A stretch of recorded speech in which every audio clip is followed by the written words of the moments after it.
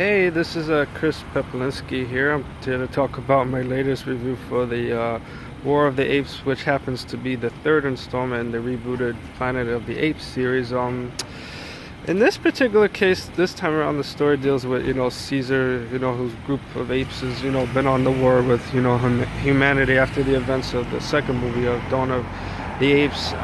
So it's kind of like there's this colonel guy who's played rather well, spectacularly by Woody Harrelson, who actually does pretty good in a villain role considering he normally plays the protagonist kind of role. So I would say in this particular movie it kind of borrows elements from the Battle of the Apes and the Conquest of the Apes, and it has homages to the previous movie, and also in this particular story the simian flu, which gave the apes their intelligence, and Rise of the Apes happens to cause like a side effect in the humans, which kind of like renders them mute, and I guess makes them primitive, if you ought to say. So I would say, in terms of, out of the three in the rebooted series, this one's definitely the darkest of the bunch, even though it does have some humor moments, and it tries to make Caesar a very sympathetic character who's trying to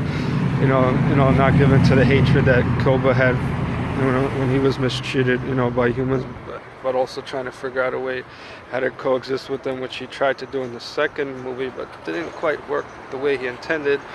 And he tries to keep his people safe, but unfortunately, when an incident when a human accidentally targets his family by accident, he wants revenge, and then he tries to wonder if he's going like a bit too far and things like that. So I would guess for those that grew up watching the Charlton Heston Planet of the Apes, which I can't believe is nearly 50 years old and still remains a classic, but I wouldn't say it's lightest tone of that, but it's definitely very, very dark. But I guess there are some that'll like it and some that won't. I myself would say, well, it dragged a little bit like in the middle part of it, but it was a very well done and emotional story, which the way I would say it kind of leaves it open for future installments. But if they decided not to pursue anymore, I think it gives it like a somber, yet hopeful ending.